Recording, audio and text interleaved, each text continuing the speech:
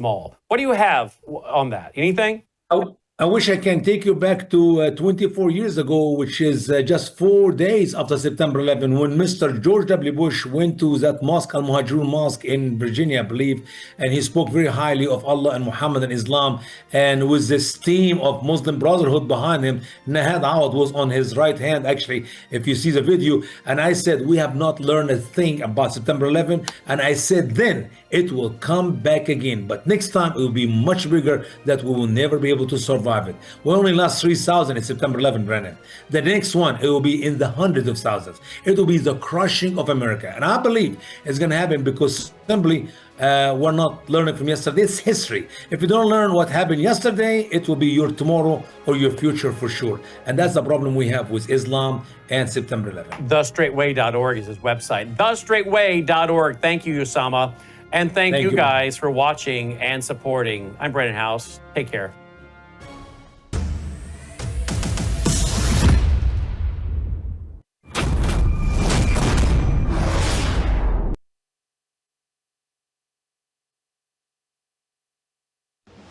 Colonel Rob Maness has a lifelong record of providing dedicated service to this nation. Having worked his way up from the enlisted ranks to full colonel, he served our country for more than 32 years.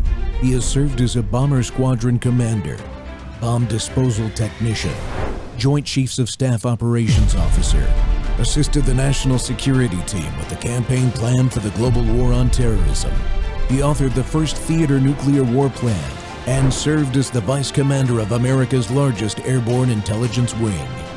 Colonel Rob Maness is a true American hero.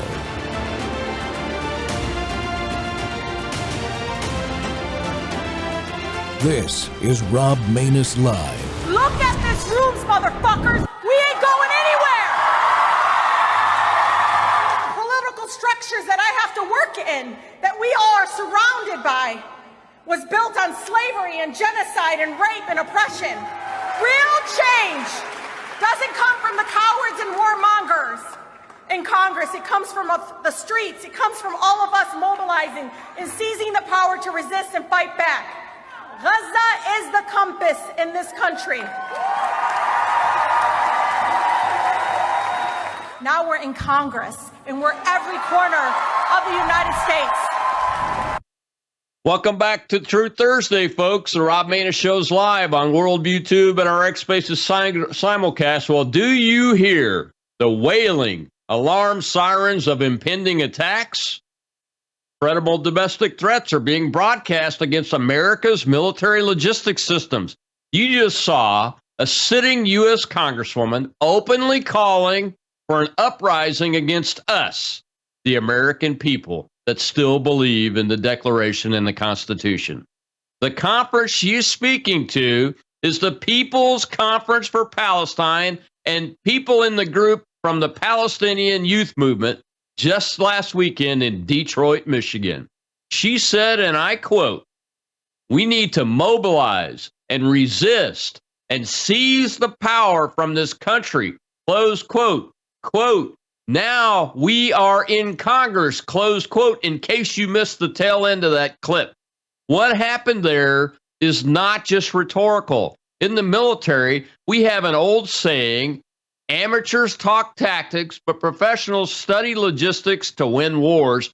And I'm going to show you that discussion at the conference in Detroit. Friends, that the United States saw tens of thousands of potential Islamists let in through our southern border during the Biden committee years, and the Afghanistan refugee flow from the botched withdrawal gives me pause, and should you too.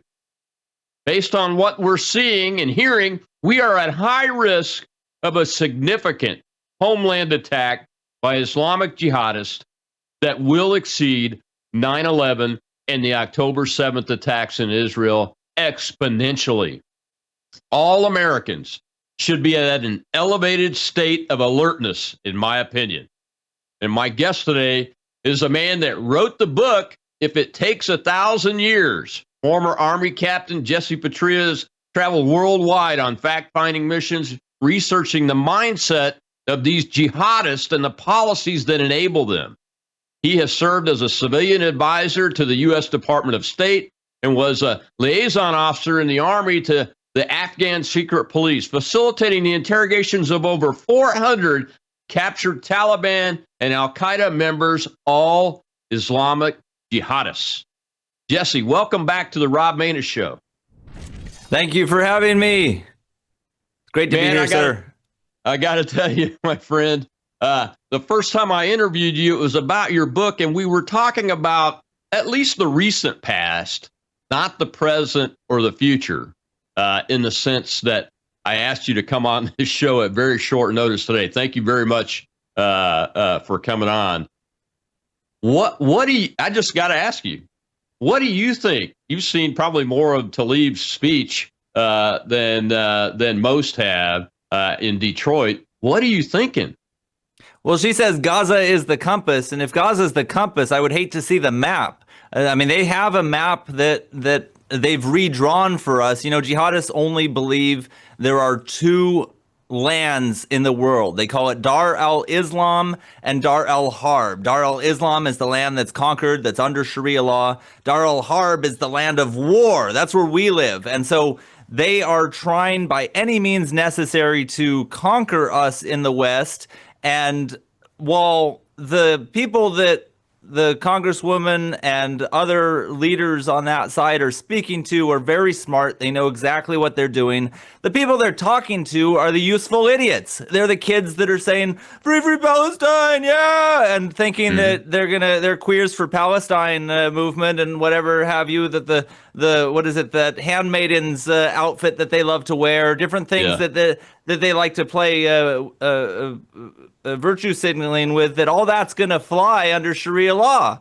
They're completely ignorant, and they're being used by these people every day to achieve, these people being the jihadists, to achieve this ultimate goal of establishing a global caliphate. So it all plays into the plans of our enemies. And unfortunately, we've got a lot of kids these days that are not raised with patriotic values, that do not have the armor that they need to prepare them for the onslaught that is ahead. Yeah, somebody asked me where this all ends if we don't change policies to address it. And I said, well, it ends at the end of the barrels of our AR-15s in a bloody fight. Because I don't think regular Americans will eventually they will stand up.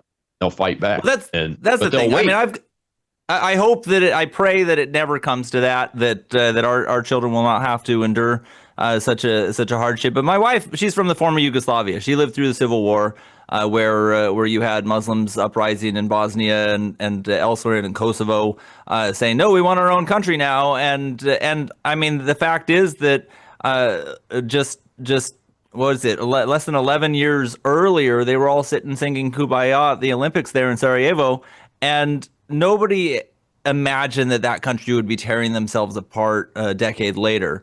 And we're not immune. Humans are humans. We are a warlike creature, and unfortunately, when you have a lot of weak people, we have very weak people in government. We have, thankfully, President Trump is trying to fix that, but there's still the vast majority, the overwhelming majority of the bureaucracy is very weak.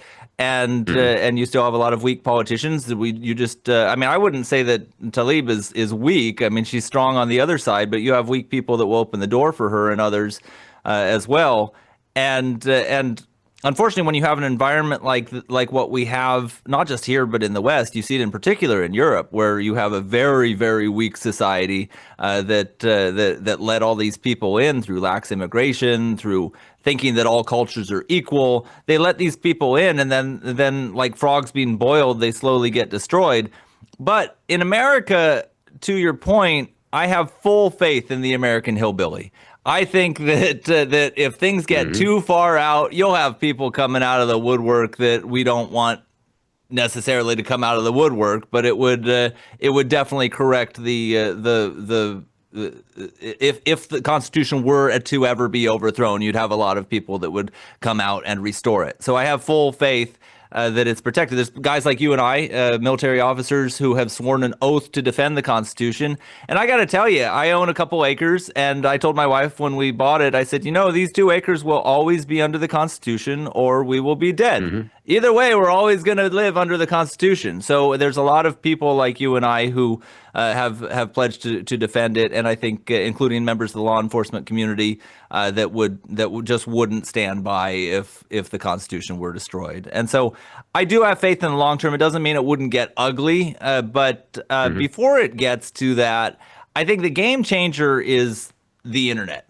Now we see what these people are doing. We see the craziness, like what we saw on display at that Palestinian Youth Movement conference, where you have people openly trying to subvert our society and calling for sabotage and what have you. I don't know. Are you going to get into that? We're gonna play that clip, one of those clips, at the opening of the next segment. We got a question from the audience already, which is a good sign. They're very interested in this, and I agree with you. It's time to change policies now, and we'll talk more about that before it gets to all that into the barrel of my AR-15. But that's what it'll come to if we don't. I totally agree with you.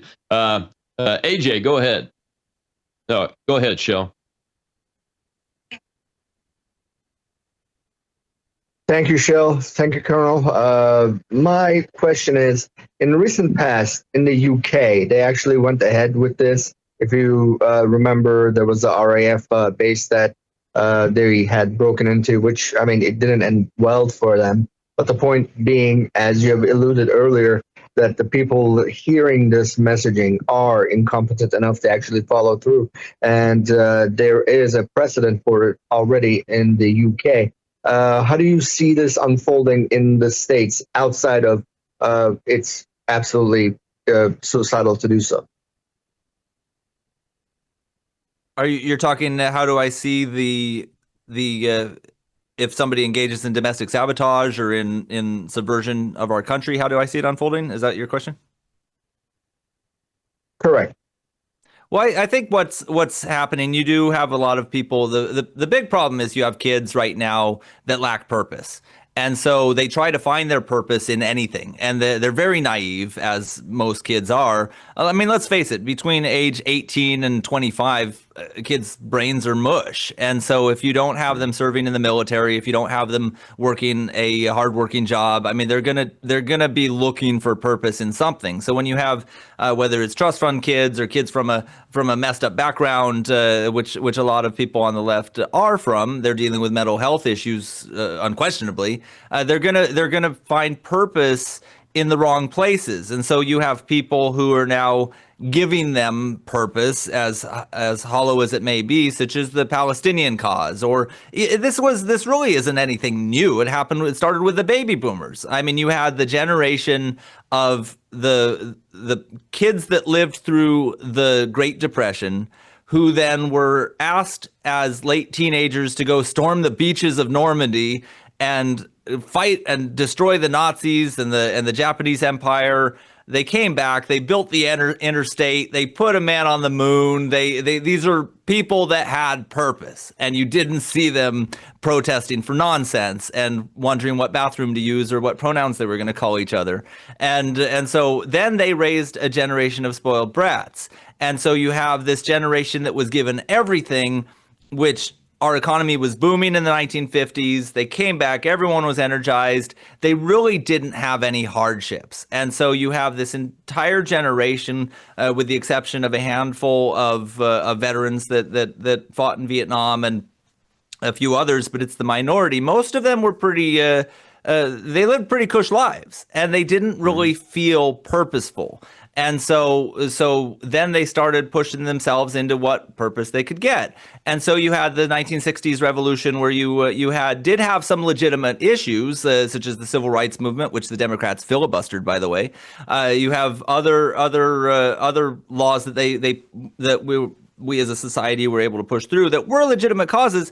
But then it's done. It's like, okay, we have achieved the most equal society we have ever had, not just in the last 250 plus years here in America, but I would say in the world. I mean, this is really a time where we're all working together. We're as divisive as the media plays it out or tries to divide us. The reality is that we're pretty darn united. If I'm walking down the street, somebody walks by me, I'm not looking at them and saying, "Oh, what tribe are you from?" or "Oh, what do you your great-great-grandfather did this to me, to my great-great-grandfather." I mean, there's things that humans have fought over in the last millennia that just we have overcome. And so now you have the baby boomers are remembering the spark of the 60s. They're trying to get it back. So you look at these rallies and there's a big big difference where you have people over 70 usually and people under 25 and not a whole lot in between.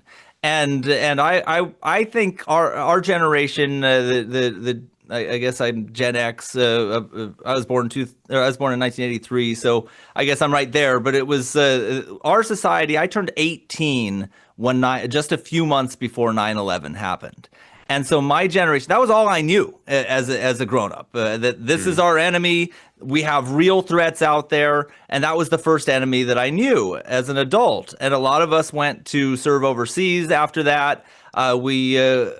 We stepped up. I mean, we all remember on 9/12 that patriotism where flags were going on the cars and everyone felt united. And I think that sentiment has really had a profound impact on our generation, and it kicked the can down the road. And I think that's why you don't see so many 40-year-olds that are in those rallies. You see mostly kids and baby boomers. Yeah.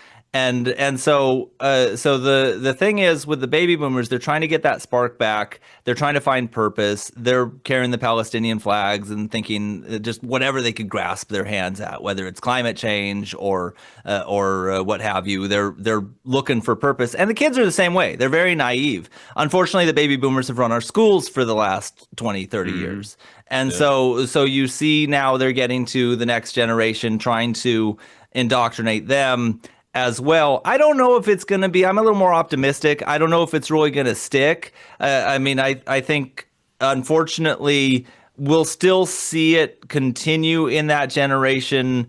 I mean, obviously, when they start working and paying taxes, just naturally, a lot more will become more conservative. But unfortunately, we know where things are going. It's cyclical. Good times make weak men. So you know how that line goes. And so it's like hard times create strong men create good times, and there we are. Good times create weak men. So the next is weak men create hard times. And so we know what's going to happen next. It's cyclical. Buy silver, buy ammunition, and just wait it out. Learn how to grow your own crops. I mean, we got to be able to survive for a few years through whatever hardship they throw at us, but we'll get through it as a nation. And I think we'll come out stronger. I really do. I think it's unfortunate that, I mean, we're going to have to go through a hardship in order for strong men to be bred. It's the smart kids in this generation of the kids you were talking about that I'm worried about. And after this break, we'll see a clip from this conference supporting Hamas from a kid that's a really smart kid. Unfortunately, she's on the wrong side. I'll be right back with Jesse Patria.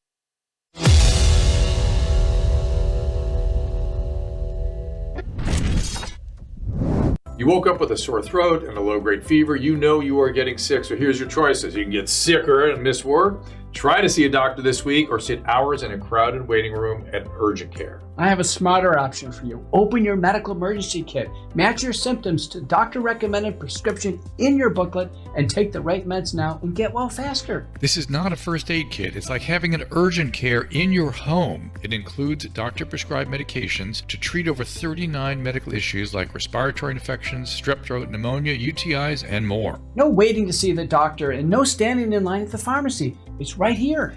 Every home should have at least one medical emergency kit, and here's how to order. Go to worldviewhealthcare.com. Your kit to treat dozens of common and serious illnesses is rushed to your door. worldviewhealthcare.com. That's worldviewhealthcare.com. The emergency kit available at worldviewhealthcare.com. Make sure you don't have to go to urgent care. I got pneumonia. I didn't have to go. I took this last year. Stayed at home, went to bed.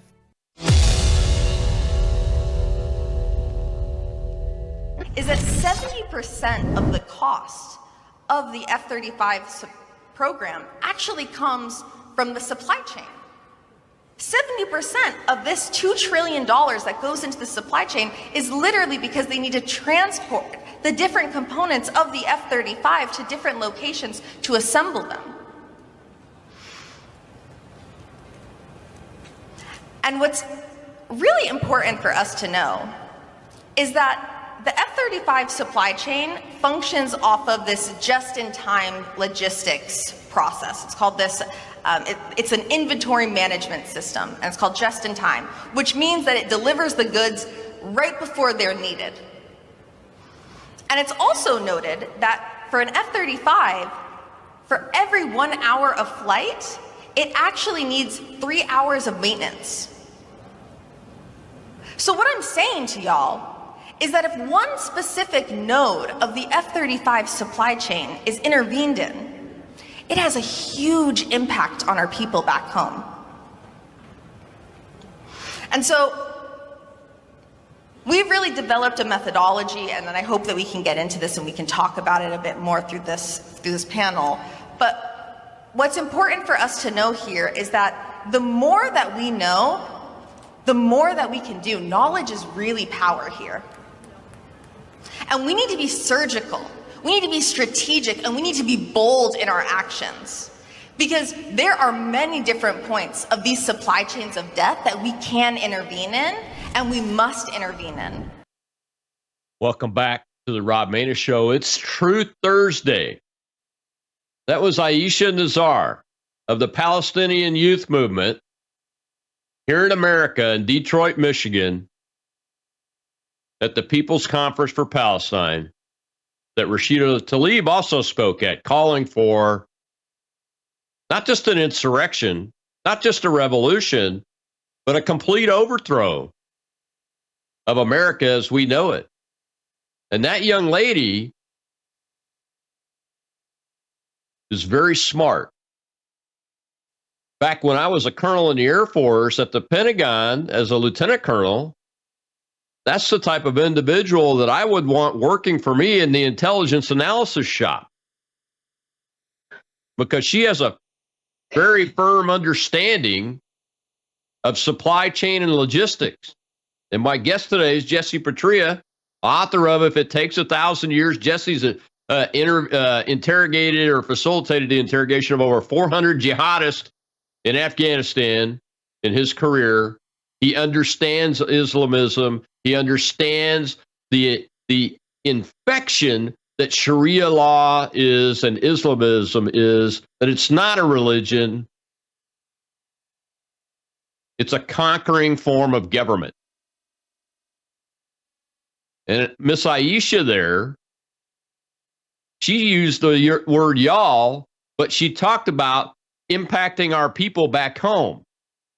Now, she may be from the South here somewhere. I live in Mississippi, that she used the word y'all, even though she was in Detroit. But she's talking about her people in the Middle East. And that's why she wants to disrupt the F-35 supply chain. It's a very interesting discussion. And Jesse, I wanted to get your overall thoughts on that clip, first of all, and then let's get into a discussion about the vulnerabilities that we're facing right now in this country. Absolutely. Well, I looked up Miss Nazar. It looks like she was arrested in 2024 for blocking the Golden Gate Bridge in San Francisco. And I looked into what happened to that, as she was only given 5 hours of community service. That was her sentence. And it was in exchange for that they would drop the charges if she does 5 hours of community service. It was they snarled the bridge for about 4 hours. It says her and a group of her activists, and so it looks like San Francisco District Attorney Brooke Jenkins was the one that agreed to dismiss the charges in exchange for community service for all of those protesters. So there's a lot of useful idiots out there that don't crack down on it, but on this sort of activity.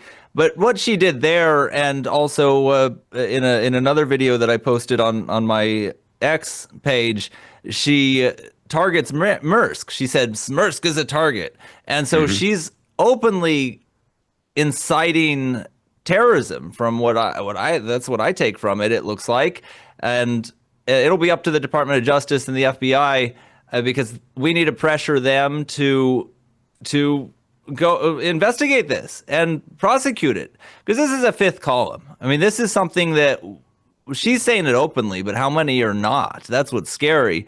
But when we have somebody openly saying, hey, we're trying to sabotage your supply chain of your military and you're in our borders, guess what? You're going to get a visit from the FBI. So I encourage the listeners, I posted this, I tagged the FBI Director Kash Patel and Pam Bondi in there. If everyone can go to my ex, it's just Jesse Petrilla.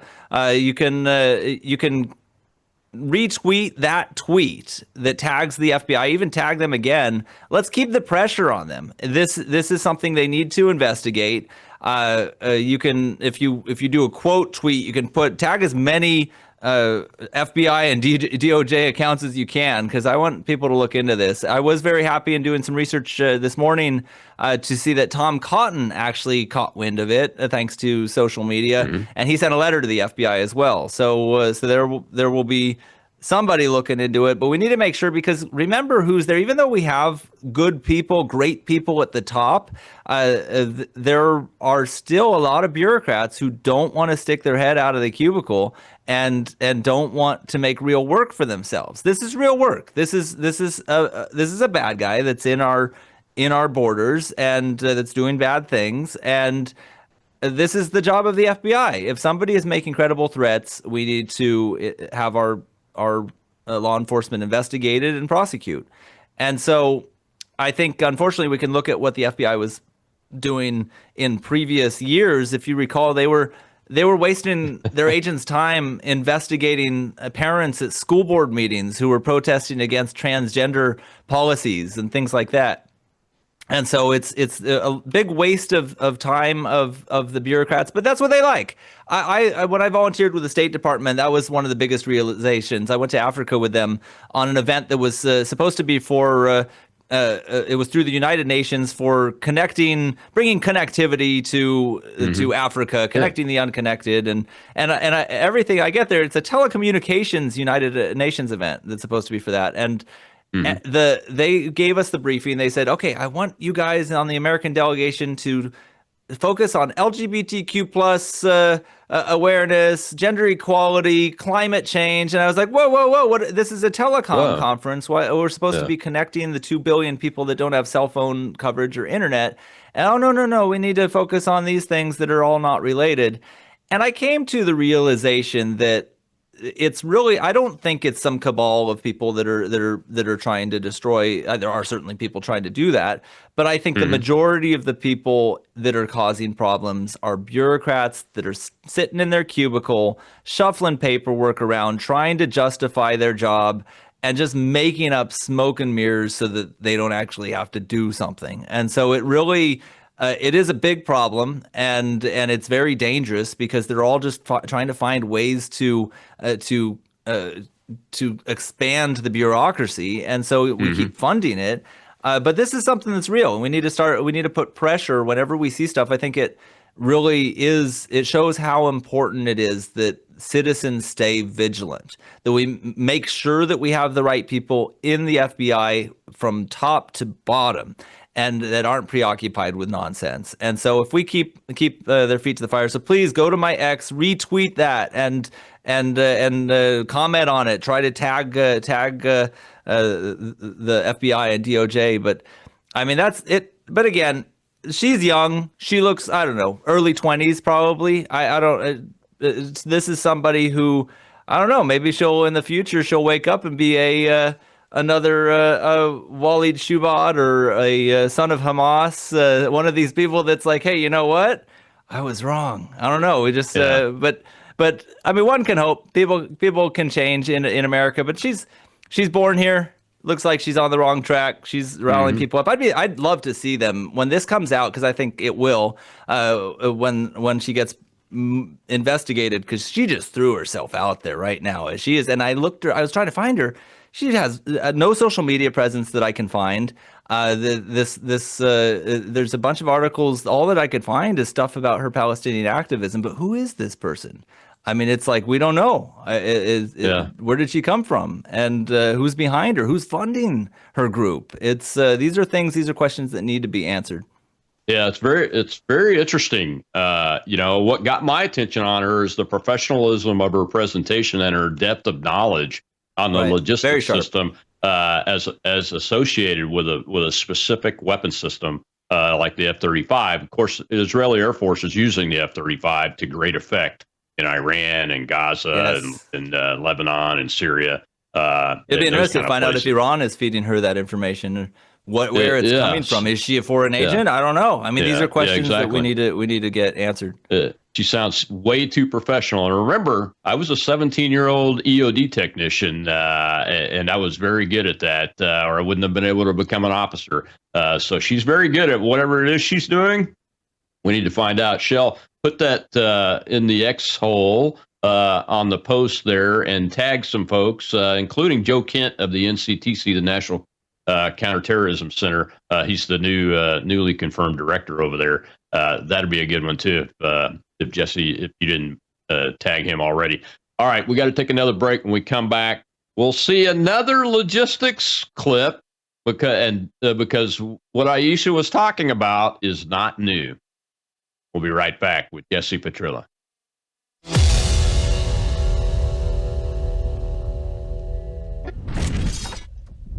The businessman from Texas that spent years trying to bring the perfect red heifers to Israel is coming to speak in Collierville, Tennessee, outside of Memphis, on Friday night, October 3rd, Saturday, October 4th.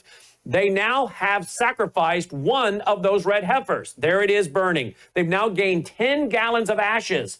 Why do they need this? Well, the Old Testament, Numbers chapter 19, says that for the purification ceremony, for their temporary tabernacle or full-time temple, they need the ashes of a perfect red heifer.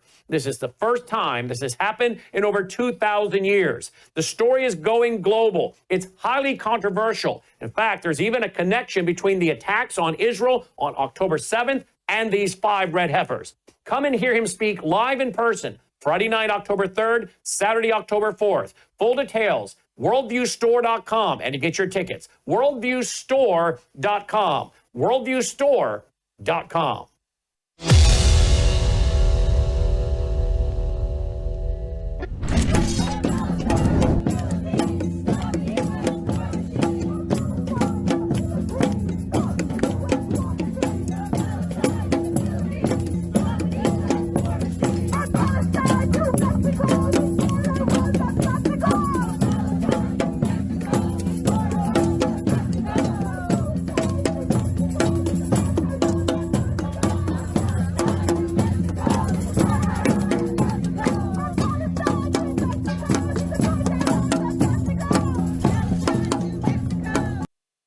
Another attack on the military logistics system of the United States right here at home by Americans that are supporting the Hamas Nazis and the Palestinians that live in the Gaza Strip. They are aiding and abetting terrorism when they do that. And that was long before the clip from Miss Aisha about how to disrupt the F-35 supply chain and why it's so important to do that. I suspect that she may have been in on this one too. My guest today is Jesse Petrilla. He is the author of If It Takes 1,000 Years, and 1,000 years is what jihadists told him they would do because they said we will win, even if it takes 1,000 years. And Jesse, I just wanted to show that it's not just about the F-35, that everybody that understands warfare should be paying attention to this. And the average American really needs to be on alert now. You mentioned that before because, you know, if that young lady, she's not a naive 20-year-old. She may be in her early 20s, but she's certainly not naive. She's been trained. She's either self-trained or probably professionally trained on how to analyze a system, especially a military logistics system like the F-35s. And when I saw the clip, I said, well, let me take a look at what the internet says. So I went to good old Grok here on X, and I said, hey, I live in Gulfport, Mississippi. How much of the F-35 supply chain is in the state of Mississippi? And it came right up. There's 2 factories. One of them, they even said what part that it made and where it was located. The second one, the location was a little bit more difficult to find, but it came right up immediately. Those are that's the kind of information being developed there and then being talked about openly that kind of surprised me a little bit. But the depth of professionalism and knowledge, that is really impressive. And as you said, though, and here's where I want to go with this question, is that she doesn't have a social media presence. That also gives me an inkling of intelligence operations or operational work being done. Because if I was still in the military doing that kind of work, I would have no social media presence either. That's exactly it. Yeah, that's one of the signs too of it struck me as well, that if somebody's in intelligence, the first thing you do is delete all your social media presence. You scrub it, and so that was an interesting thing. It made me question her a little bit more, but I'm sure the truth will come out. Let's keep the pressure on it. Retweet that tweet. I mean, it's if you haven't already, please do go to my X. Also, give me a follow too if you can, and retweet the and tag the FBI, tag your congressman too, tag as many people as you can. I mean, we need to get this thing far and wide and put the pressure on the FBI to do their job and look into this, because she is making what looks like credible incitement to terrorism, domestic terrorism, sabotage, and not only that. I mean, when she mentioned Maersk, I cringed. The first thing I thought of was the USS Cole. And you have very real threats that to our society that these people are pushing for. So there's a lot of crazy people on that side searching for purpose. I do talk about it in my book. I talk about so if you haven't picked it up, please also pick up a copy of If It Takes 1,000 Years. The audiobook actually comes out on September 16th. So just another couple weeks. I got a fantastic voice actor that my publisher hired to read it, way better than I would have done. He did a fantastic job on it. And so please go ahead and put that in your pre-orders, your pre-saves, what have you. It's on all of the major audiobook networks, all the platforms. But I do have a chapter in there, chapter 8, that talks about the tools of jihad and how they operate. And a lot of it's online. A lot of it is really, but primarily they try to get to kids. And that's the big thing. It's not just their kids. It's mainly their kids, but it's ours as well.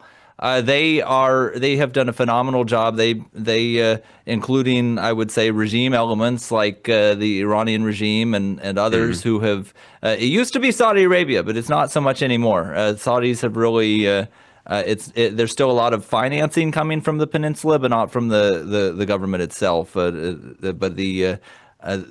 what they do is they try to get into our kids' minds, and these are very ripe minds for manipulation. Everybody's seeking for purpose, as we talked about in the previous segment. Particularly, the baby boomers are still trying to grasp onto the what's left of the afterglow of the 60s, and the kids right now are just they're looking for purpose. There's no real hardships. There's no wars out there, none that we're fighting anyway. There's really not a lot going on. You can push a button and get a pizza, and you go into the poorest neighborhoods in America, and they've all got flat screen TVs and cars, and it really is a different time than what the greatest generation grew up in. I mean, during the Depression, they had they called them Hoovervilles, where you had these homeless encampments where you had normal people living in there that lost their job, and now we have what I call Newsomevilles, where you have these drug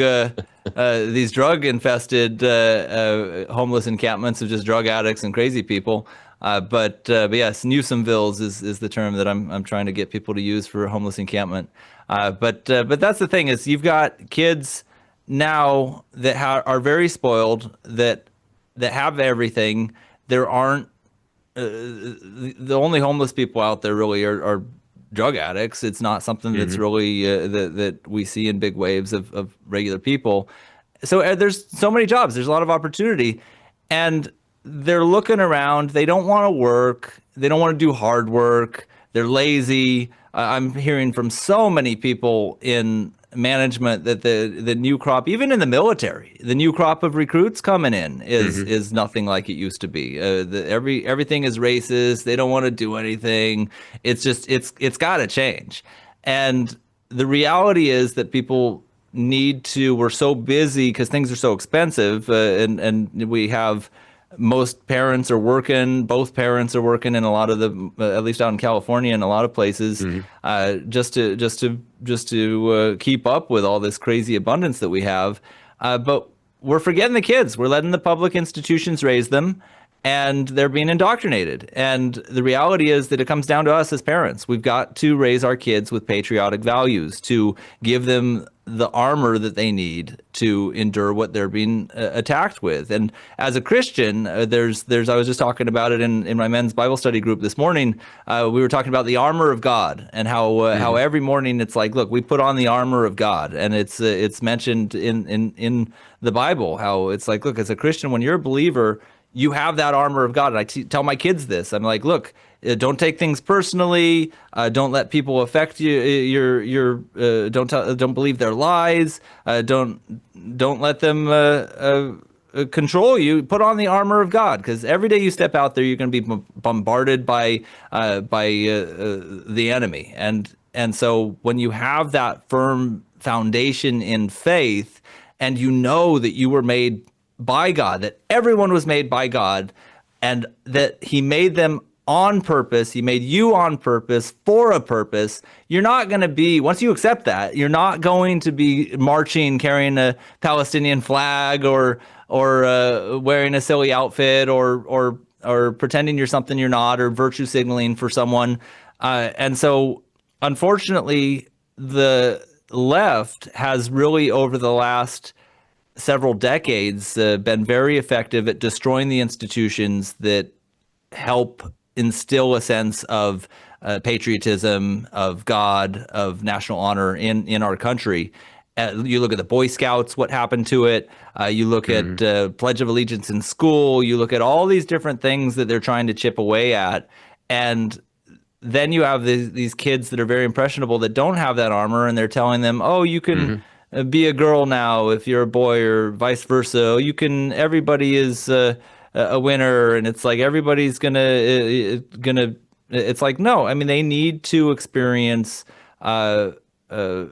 different things that will help them grow. They need to experience failure. They need to overcome failure. They need people to guide them. They don't need to be told that they can do whatever they want and without consequences. And unfortunately now we're seeing that effect. And so you see these kids.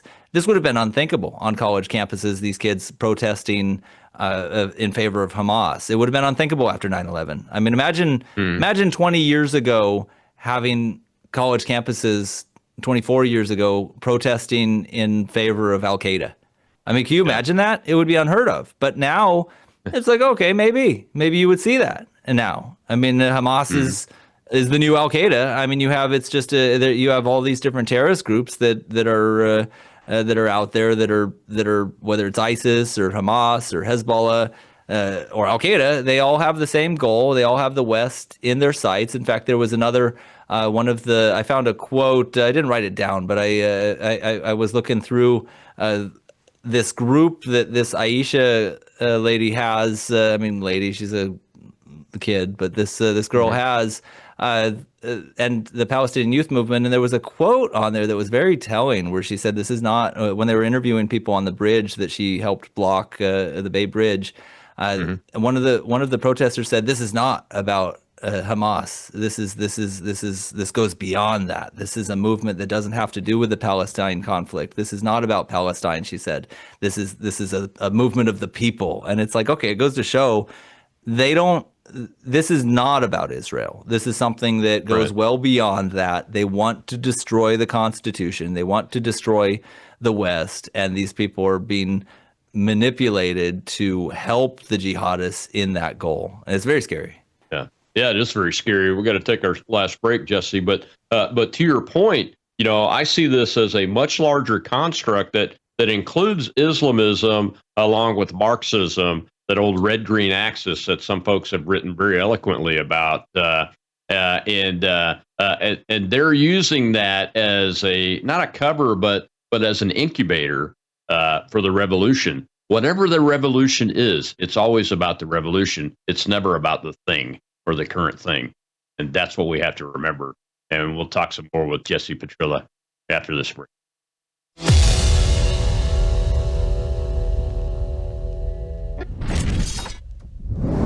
News is moving faster than ever, and so are we. Worldview Tube brings you 24/7 live stream coverage and now real-time alerts when it matters most. Once you have the Worldview Tube app installed, exit the app and navigate your way to Settings. In Settings, locate the tab labeled Notifications. Select the Notifications tab. Scroll down until you locate the Worldview Tube app icon. Select the tab, and here you can turn on and customize your notification experience for the Worldview Tube app. News doesn't wait, and neither should you. Turn on push notifications to stay informed. Every headline as it happens.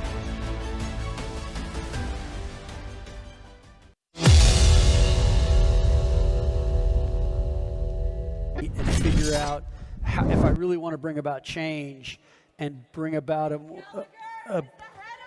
a more adaptable culture.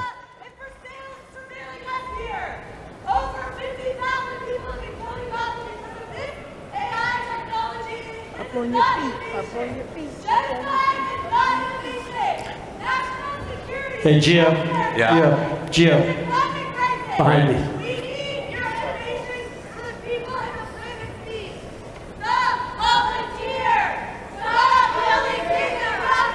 All right.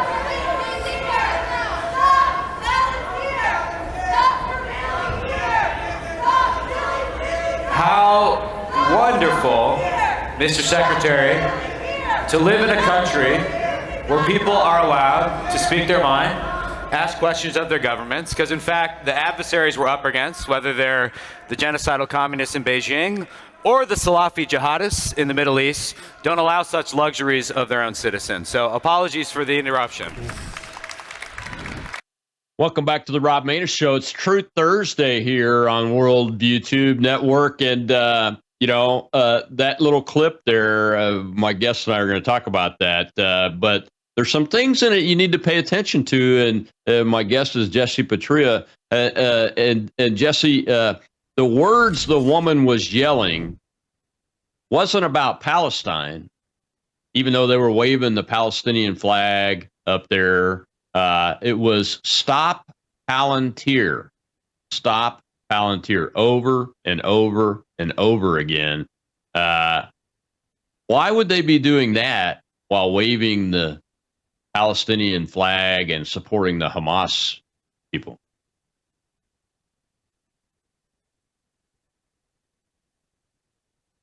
I think you're mute, son.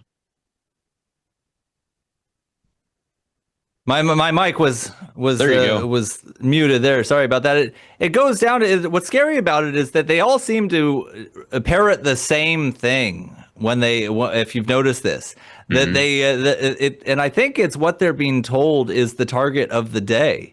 I mean, that's what's ridiculous is you see them all of a sudden they're saying, okay, let's target this group. Let's start yelling about this. Oh, down with this guy, down with that. And it's like they're all marching to the same drum. And that's what's creepy is you see them getting their talking points. And if yesterday it was Halliburton and today it's or before it was KBR and I mean all these different defense contractors that they're targeting and it's really a strange thing. Now, is that the AI company that she was targeting? It is the AI company. I think one of their corporate officers was just made one of those direct commissions as a lieutenant colonel to help with development, weapon system development. They're involved. They're a defense contractor too. They're already involved as a defense contractor. But like, what on earth does that have to do with it? They're grasping at straws. They're trying to find their, and it comes down to, because it's stupid. I mean, they're trying to mess with the stock of that company. Probably they're trying to just do different things to feel like they're purposeful. These are lost souls who don't feel purposeful, and then, I mean, that's what's creepy is you have people that do have a purpose, the jihadists, they know what they're doing, and they come out and you have this army of useful idiots. I mean, it's just totally scary. It's really ridiculous. And I mean, it's just, I mean, think about during World War II, imagine if you had people jumping on stage protesting against defense contractors that were engaged in the fight in Japan or in Germany. I mean, waving Nazi flags. And I mean, it's just completely ridiculous. And they say, oh, no, it has nothing to do with it's about the children. It's about they try to tug at the heartstrings of these people. It's about the poor people of Gaza. And it's like, yeah, well, I mean, it is sad. It's a war. I mean, people die in wars, but the Israelis aren't the ones that started it. And I mean, I got an argument with a liberal the other day because I posted something that was quite funny. This woman that was wearing, this outfit that they like to wear, the Handmaid's Tale, the red outfit with the bonnet. Yeah. And they like to do it for their alleged women's rights that are being allegedly eroded. And so and she's wearing that while with a keffiyeh draped around her, holding a Palestinian flag. And it's like, wow.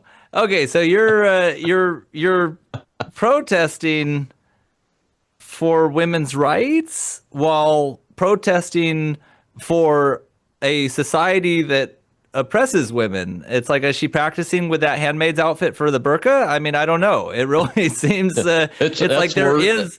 Yeah, that's not as bad as Queers for Palestine, where they hang them from cranes and rooftops.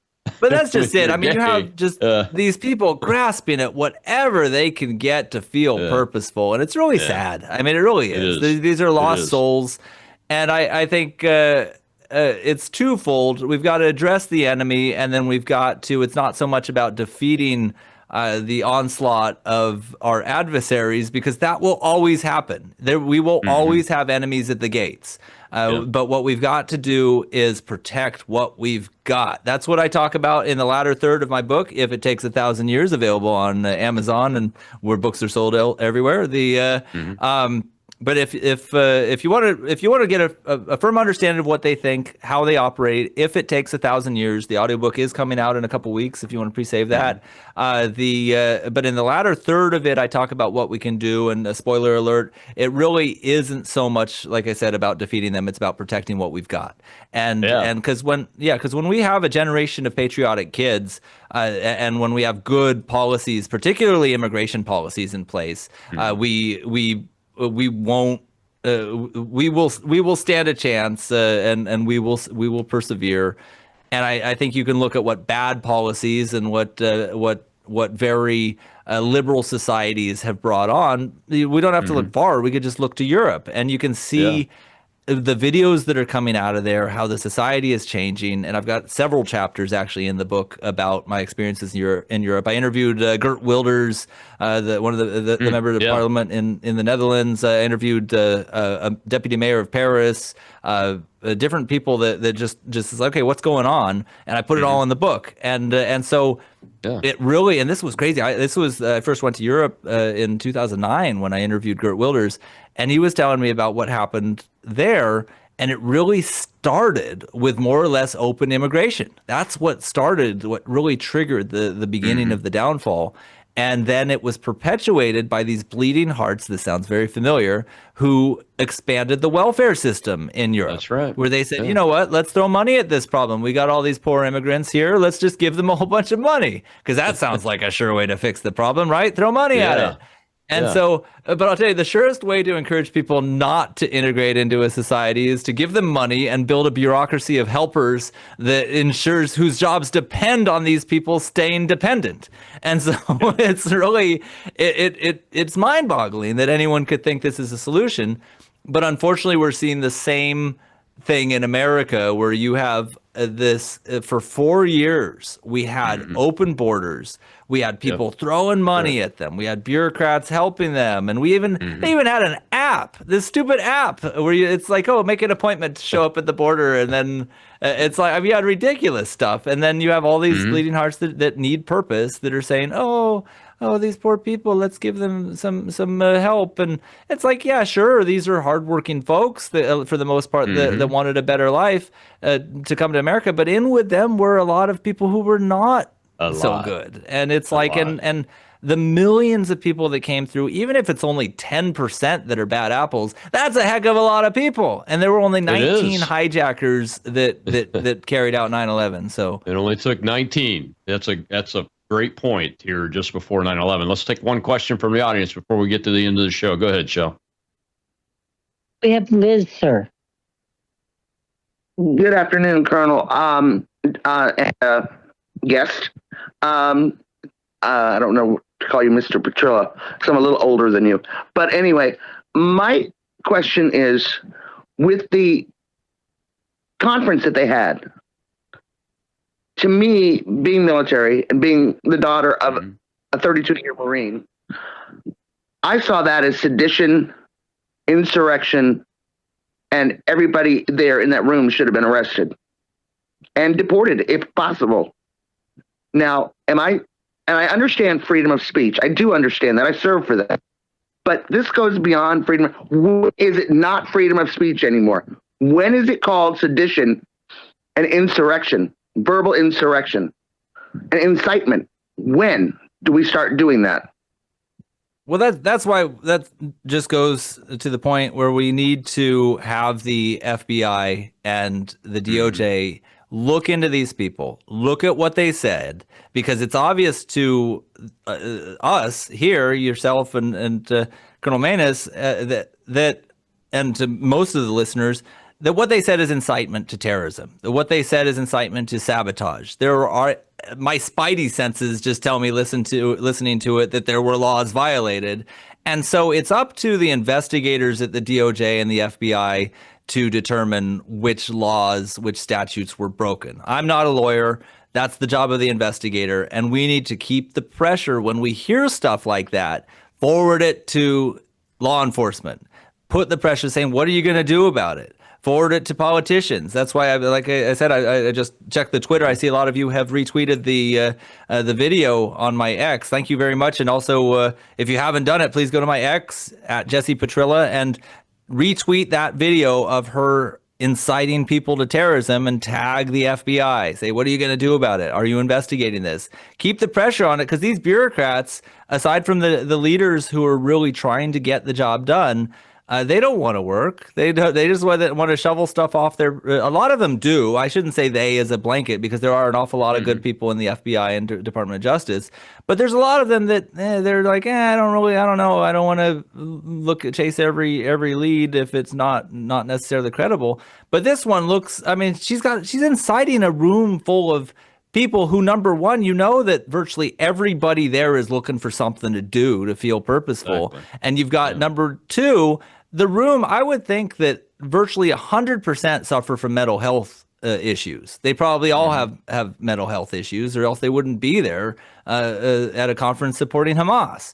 And so it's like, these are I mean, unless you are a Palestinian that is actually from Gaza, there is no reason for them to be there. I mean, it's like if you're either way, I could understand like a Palestinian going there saying, "Hey, let's solve this problem. There's a war going on. Let's get together and figure it out." But I mean, for a purple-haired liberal kid to show up and put on a keffiyeh, and I mean, we saw that video of the twerking girl on the flotilla. Did you see that? Yeah. Where it's like, this is very viral. You see that it's a party, they're playing music, she's dancing, she's got her bare midriff. It's like, this is a party for them. It's a social event.